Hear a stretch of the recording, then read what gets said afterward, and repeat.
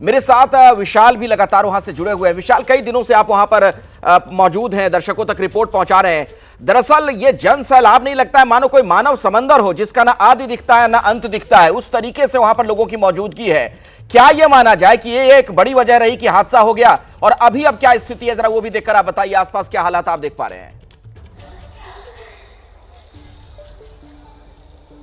देखिए, बिल्कुल अभी भी करोड़ों की संख्या में श्रद्धालु महाकुंभ के मेला क्षेत्र में मौजूद हैं और इसके साथ ही साथ जो बाहर की सीमाएं हैं वहां पर भी श्रद्धालु मौनी अमावस्या के मौके पर महाकुंभ क्षेत्र में आने का प्रयास कर रहे हैं। एक लंबी कतार में शास्त्री ब्रिज पर देख पा रहा हूं और जो एंट्री पॉइंट्स है मेला क्षेत्र के वहां पर भी लोगों की कतार मुझे दिखाई दे रही है। और मेरे ठीक पीछे ये जो संगम क्षेत्र को जाने वाला मार्ग है, इस पर श्रद्धालु लगातार आगे बढ़ते जा रहे हैं। मैं पिछले 3 दिनों से इस भीड़ को कम होने की कोई तस्वीर नहीं देख पा रहा हूं। ये भीड़ लगातार बढ़ती ही जा रही है और यहाँ पर लोग संगम नोस की तरफ ही जाने का सबसे ज्यादा प्रयास कर रहे हैं। हालांकि मुख्यमंत्री योगी आदित्यनाथ और प्रशासन की तरफ से बार बार यह अपील की जा रही है कि संगम नोस की तरफ ही ना जाएं, बल्कि जो भी घाट आपके आसपास मिले वहां पर स्नान करके वापस जाएं। और हम भी यही अपील करते हैं कि जितने जल्दी मेला क्षेत्र में भीड़ का दबाव कम होगा उतना ही श्रद्धालुओं के लिए अच्छा होगा। और क्योंकि हमने ये भी देखा कि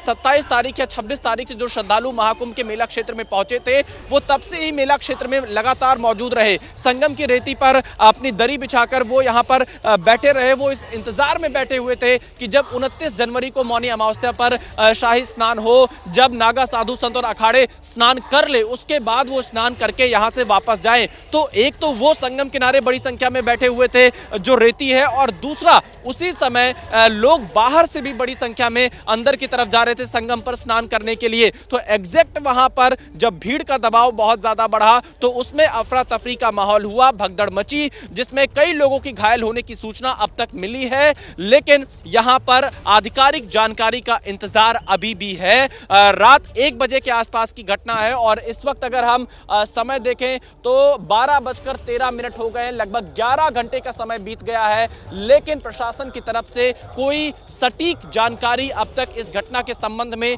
नहीं दी गई है कि कितने लोग घायल हुए हैं, किन किन अस्पतालों में भर्ती हैं, उनके परिजन कैसे उन तक पहुंच सकते हैं। क्योंकि बहुत सारे चश्मदीद मुझे इस मेला क्षेत्र में मिले हैं। जैसे एक शख्स मिले जिनकी पत्नी और वो दोनों एक साथ उसी जगह पर बैठे हुए थे जहां पर यह भगदड़ मची, लेकिन उसके बाद से उनकी पत्नी उनको नहीं मिल पाई है। वो अपनी पत्नी को ढूंढ रहे थे। हमने उनको प्रशासनिक अधिकारियों से संपर्क कराया, लेकिन अभी वो अपने परिवारजन तक पहुंच पाए या नहीं पहुंच पाए इसकी पुष्टि हम नहीं कर पाएंगे। पर ऐसे बहुत सारे लोग होंगे जो अपने परिजनों की तलाश में होंगे। अगर कोई घायल हुआ है, किसी को अचानक से अस्पताल पहुंचाना पड़ा होगा, उस जो स्थिति उस समय थी, तो उसके हिसाब से प्रशासन को बिल्कुल सटीक जानकारी, सही जानकारी जरूर सार्वजनिक करनी चाहिए ताकि लोगों को कोई अफवाह पर कोई ध्यान न दे, लोगों को सही जानकारी मिल सके। इस समय मेला पर भीड़ के नियंत्रण के साथ साथ सही जानकारी की आवश्यकता भी बिल्कुल होनी चाहिए और प्रशासनिक अधिकारियों को अपनी जिम्मेदारी से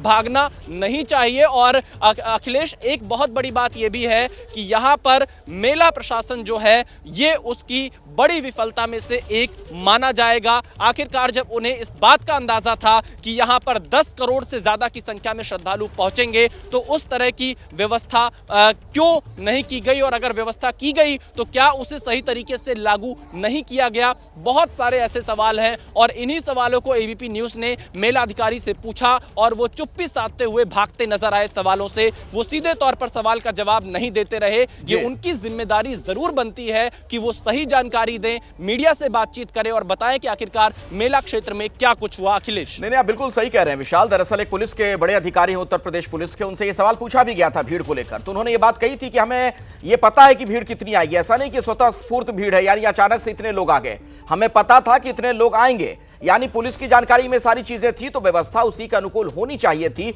ये तो एक बात बिल्कुल साफ तौर पर निकलकर सामने आ रही है। और अब की बात की जाए, अभी की बात की जाए तो हालात अब बिल्कुल सामान्य है, स्थिति बिल्कुल कंट्रोल में है। आप देख पा रहे हैं तस्वीरें भी, भक्तों के आने जाने का सिलसिला लगातार जारी है। जो स्नान करने के लिए जा रहे हैं, स्नान करने के बाद अब वहां से वापस लौट रहे हैं। अखाड़ों का जो स्नान होता है वो शुरू होने वाला है, लेकिन हाँ, शाही स्नान नहीं होगा, यानी उस तरह की भव्यता नहीं दिखेगी जैसा पहले आप देखते रहे। मेरे सहयोगी मोइन इसके बारे में और विस्तार से आपको वहां से जानकारी देंगे। मोइन,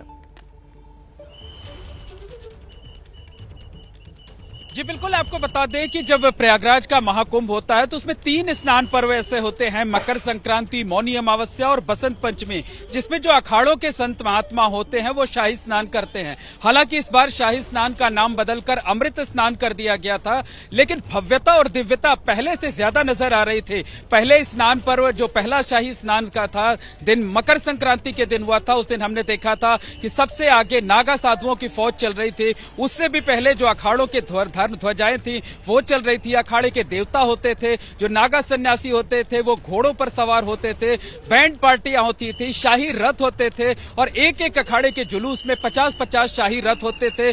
जो आचार्य होते हैं, जो महामंडलेश्वर होते हैं, वो ट्रैक्टर पर, रथों पर बनाए गए जो चांदी के सिंहासन रखे होते हैं उसमें विराजमान होते थे। तो पूरी भव्यता दिव्यता का दर्शन करते हुए, दीदार कराते हुए संगम तक पहुंचते थे और वहां पर इनके लिए एक अलग घाट रिजर्व होता था, आरक्षित होता था। हर अखाड़े के लिए 30 से लेकर 40 मिनट, 45 मिनट का वक्त निर्धारित होता है और उतने समय में उस अखाड़े को अमृत स्नान करना होता है। और अमृत स्नान जब अखाड़े करते थे, उसके संत महात्मा पहुंचते थे, गंगा की गोद में जब आस्था की डुबकी लगाते थे तो इस कदर हर्षित प्रफुल्लित नजर आते थे कि मानो उन्हें गंगा की बूंद नहीं बल्कि अमृत मिल गया है और उनका पूरा जीवन जो है वो धन्य हो गया है। तो आज भी उस पल की बेसब्री से प्रतीक्षा थी। महानिर्वाणी और अटल अखाड़े के जो संत थे वो तो मूव कर गए थे, रास्ते से उनको वापस लौटना पड़ा था। इसके अलावा निरंजनी अखाड़े के जो संत थे वो बाहर सड़क तक आ गए थे, उनकी धर्म ध्वजाएं सड़क तक आ चुकी थी, जो है उन्हें वापस लौटना पड़ा।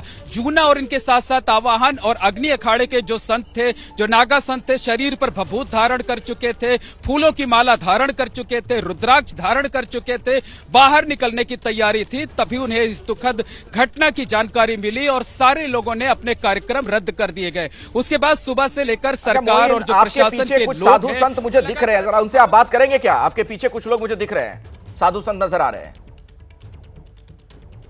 जी बिल्कुल देखिए हमारे साथ कुछ संत महात्मा हैं, हम उनसे बात करते हैं और जानने की कोशिश करते हैं। महाराज जी ये बताइए कि किस अखाड़े से आप जुड़े हुए? हमारा पहाड़ी बाबा नगर खालसा से जुड़े हुए हम। बहुत सुंदर आयोजन किया गया है। लेकिन जो दुखद घटना हुई उसके बाद जो अमृत स्नान का कार्यक्रम था रद्द कर दिया गया। फिर ये कहा गया कि प्रतीकात्मक तौर पे 20-25 लोग जाएंगे, देवता को स्नान कराएंगे। अभी तक वो भी शुरू नहीं हो पाया है। जो घटना घटी उसके लिए खेद व्यक्त करते हैं हम और प्रशासन, और हमें इतना विश्वास है प्रशासन पर कि व्यवस्था ठीक से करेंगे और जो भी निर्णय लिया गया है वो निर्णय संतों के हित में है, भक्तों के हित में है। कुछ श्रद्धालुओं की जो सुरक्षा है वो सर्वोपरि है संतों के लिए। हम फिर से बात करेंगे, और भी संत हमारे साथ हैं, उनसे बात करेंगे। महाराज जी किस अखाड़े से जुड़े? शंकराचार्य परंपरा से है। जी। ये बताइए कि अभी तक जो है तो जो अखाड़ों का अमृत स्नान होता है वो लगभग खत्म होने की कगार पर होता है और अभी तो इस बार जो है वो अखाड़े अपनी छावनी से बाहर ही नहीं निकल सके। जी, जो सुबह में दुखद घटना हो गई, कुछ लोगों के कारण जो घटना घटी है, इससे अखाड़ों का यह निजी फैसला है। तो उन अखाड़ों का जो फैसला है वो समाज के लिए है कि भाई हम भी साथ में हैं, लेकिन कहीं न कहीं एक बिल्कुल जो अखाड़ों का गठन हुआ था, अखाड़ों की स्थापना हुई थी, वो समाज के लिए हुई थी, सनातन धर्म की रक्षा के लिए हुई थी, प्रचार प्रसार के लिए हुई थी। ये बुद्धिमत्ता वाला फैसला है। जिस तरीके से ये फैसला लिया गया, अखाड़ों की तरफ से भी कहा गया कि फिलहाल स्नान को टाला गया है, कुछ ही देर में प्रतीकात्मक तौर पर यह स्नान शुरू होगा अलग अलग अखाड़ों का। तो मोइन के पास दोबारा हम चलेंगे, वहां की तस्वीरें आपको दिखाएंगे।